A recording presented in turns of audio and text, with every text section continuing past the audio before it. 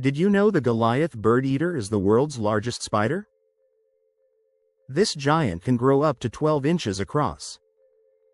It weighs about as much as a small dog, around 6 ounces. Despite its name, it rarely eats birds.